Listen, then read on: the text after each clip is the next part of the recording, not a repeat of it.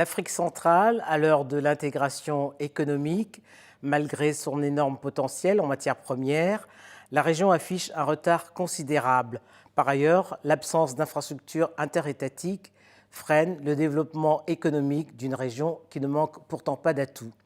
Marie-Thérèse Mvoula, bonjour. Bonjour, Denise. La communauté économique des États de l'Afrique centrale, qui regroupe 11 pays, représente un marché de près de 200 millions d'habitants.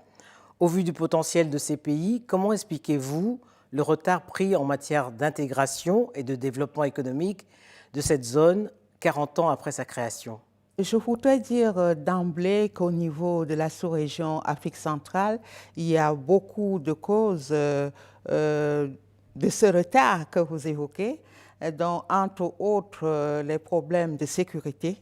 La région est en proie à des crises, des conflits, de même qu'au niveau de cette sous-région, nous avons des difficultés parce qu'il faut assurer la conservation et la gestion durable des forêts. La volonté politique ne manque pas, mais c'est la mise en œuvre de tous les textes qui ont été adoptés en matière d'intégration économique qui ne sont pas mis en œuvre comme cela se devrait. Par manque de volonté politique, forcément. Parfois, c'est des États qui traînent la patte, mais en ce moment, nous sommes résolument engagés à suivre les autres, puisque l'Afrique centrale est au cœur du continent et devrait jouer son rôle pour que le développement de toute la zone, de tout le continent puisse suivre. Donc, en ce moment, avec les négociations de la zone de libre-échange continentale, par exemple, on a vu que tous les pays d'Afrique centrale ont signé l'accord portant création de cette zone de libre-échange et plus de la moitié ont déjà ratifié ce texte. Et nous nous acheminons avec l'appui des partenaires tels que la communauté, la Commission des Nations Unies pour l'Afrique, de mener un plaidoyer pour que tous les autres pays puissent rejoindre ceux qui ont déjà pris un peu d'avance. Nous nous attelons également à mener un plaidoyer pour que la libre circulation des personnes et des biens soit effective. Parce qu'à la différence de l'Afrique de l'Ouest, en Afrique centrale, pour aller d'un pays à un autre, il faut forcément un visa. Oui, il faut un visa pour les pays hors zone CEMAC parce que nous avons les 6 pays membres de la CEMAC qui sont également membres de la CAC.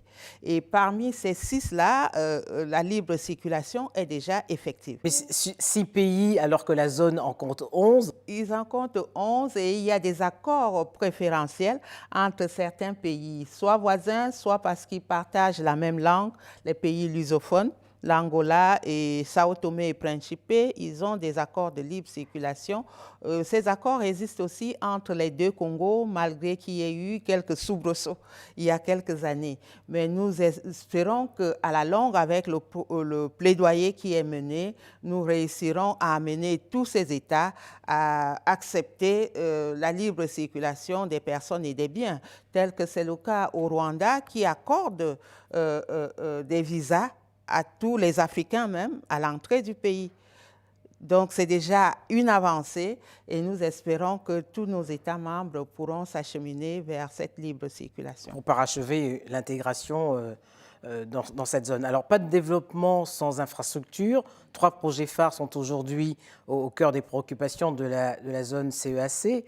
Les liaisons interétatiques entre le Congo et le Tchad, entre le Congo et la République centrafricaine. Et puis il y a surtout ce pont qui devrait relier Brazzaville et Kinshasa.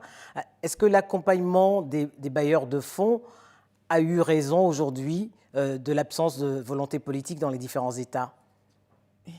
Ces projets, justement, qui feront l'objet de la table ronde prévue le 19 mars prochain à Brazzaville, sous le haut patronage de son Excellence M. Denis Sassou Nguesso, président de la République du Congo, avec la République centrafricaine, la République du Tchad, la République du Congo, la République démocratique du Congo, le secrétariat général de la CAC et l'accompagnement de la BAD. Donc, la Banque africaine de développement. Banque africaine de développement. Donc, nous avons la construction de ce pont route-rail sur le fleuve Congo entre la République du Congo et la République démocratique du Congo et le prolongement de la ligne de chemin de fer entre Kinshasa et Ilobo à l'intérieur de la République démocratique du Congo. De même que nous avons donc ce corridor à construire ou à mettre à niveau à certains endroits entre Ouesso en République du Congo jusqu'à Bangui en République centrafricaine et la route continuera jusqu'à N'Djamena en République du Tchad. Et puis il y a la navigation sur le fleuve Congo et ses affluents Ubangui et Sanga. Mais Marie-Thérèse Voula, quand on prend le cas du pont entre Kinshasa et Brazzaville, c'était une évidence pour les populations situées sur les deux rives du Congo. Donc on voit bien encore que là, c'est la volonté politique qui a manqué pour réaliser cette infrastructure. Il faudrait dire qu'il y a plusieurs raisons. C'est un projet où il fallait beaucoup d'études parce qu'il y a... Ça fait 40 ans qu'on en parle. C'est un mode de transport multimodal avec le rail, la route et la navigation, les voies d'eau. Donc, il a fallu faire des études poussées pendant un bon moment et bien sûr, il y a eu quelques difficultés de part et d'autre pour que le projet soit à maturité. Maintenant, il est à maturité. Et validé par les deux pays. Validé par les deux pays qui ont également signé un accord avec la Banque africaine de développement, avec Africa 50. C'était à Johannesburg en 2018, pour que ce soit Africa 50, Africa 50, si vous voulez, qui assure la structuration de ce projet pont-route-rail. Et des études sont faites, elles sont prêtes. Nous avons comme chef de file la BAD, et c'est un projet rentable. Et nous avons estimé qu'il était nécessaire d'organiser la table ronde pour ces 3 projets afin de mobiliser 2,5 milliards d'euros pour la première phase qui ira donc de 2020 à 2024.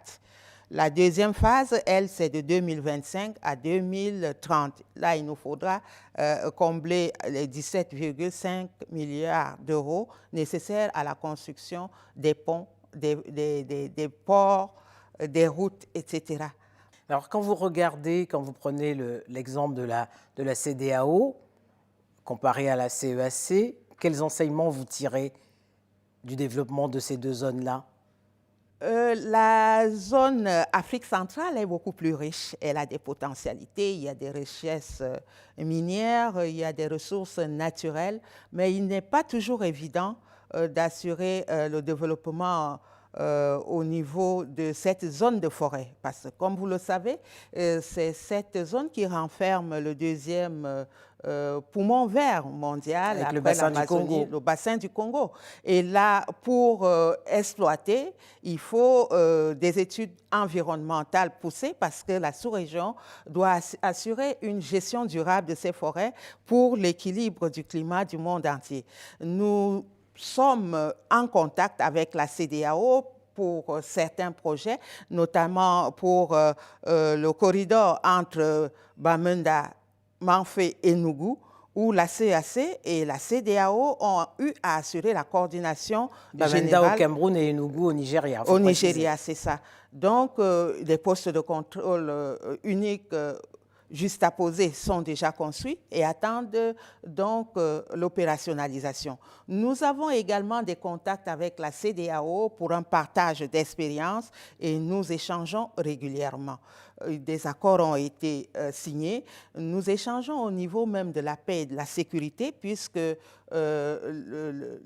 au niveau du Nigeria, du Niger, Cameroun, Tchad, il y a cette force multinationale mixte qui fait en sorte que les pays des deux sous-régions puissent combattre le phénomène Boko Haram. Donc nous sommes en contact, nous tirons parti de l'expérience, des bonnes pratiques de part et d'autre, mais l'Afrique centrale est à la traîne. Elle est un peu à la traîne, mais elle se rattrape progressivement. Alors, il y a au moins une chose que la CEDEAO va envier à la CEAC, c'est que à la tête de l'institution, au deuxième rang de l'institution, il y a une femme, et c'est vous. Oui, à la CEDEAO aussi, ils ont eu des commissaires femmes. Pour le moment, je ne sais pas si elles sont toujours là. Des commissaires, mais pas un secrétaire général. Au niveau de la CAC, c'était un secrétariat général qui est passé à la commission. Maintenant, la CAC même va passer à la commission depuis le dernier sommet des chefs d'État qui s'est tenu le 18 décembre dernier à Libreville. Donc, on ne parlera plus de secrétaires généraux adjoints, mais de commissaires. Commissaire. Alors, en ce mois de mars, la place des femmes, leurs droits sont au cœur des débats, hein, malgré les avancées qu'on a notées sur l'égalité homme-femme, elle reste encore à atteindre dans certains pays. Quelle est la lecture que vous faites de la situation des femmes en Afrique centrale?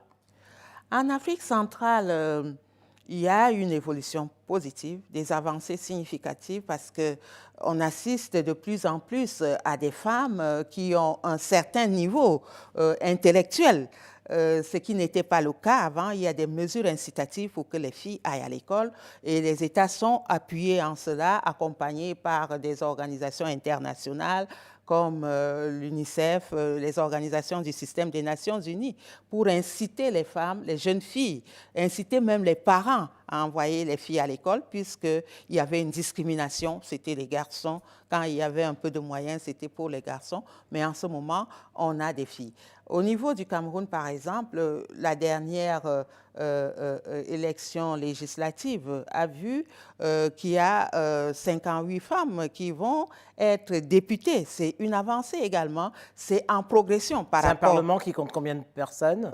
C'est 180, mais il y a eu annulation de 11 circonscriptions. Donc, sur 160 à peu près, il y a 58 femmes. Ça fait quand même le tiers. Aux Nations Unies, on demande 30%, 50%. Au niveau de notre sous-région, nous n'en sommes pas encore là, mais il faut reconnaître les aspects positifs. Nous n'avons plus ces inégalités où les femmes n'avaient pas droit au vote, les femmes votent normalement, où il y avait une inégalité de salaire. On a au niveau de ces pays d'Afrique centrale. Et au Gabon, par exemple, le ministre d'État en charge de la défense, c'est une femme. Donc, ça montre que nous évoluons au niveau de l'Afrique centrale. Et même s'agissant de certains métiers, on disait que c'était des métiers pour hommes, mais on trouve des femmes partout, elles sont journalistes, elles sont diplomates, elles sont dans l'armée, etc.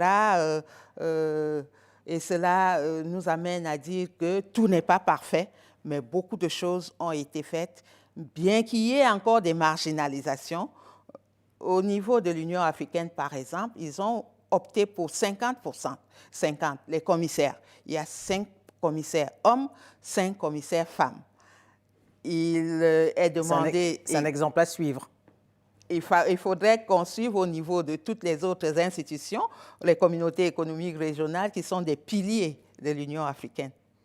Marie-Thérèse Voula, merci. C'est moi qui vous remercie, Denise.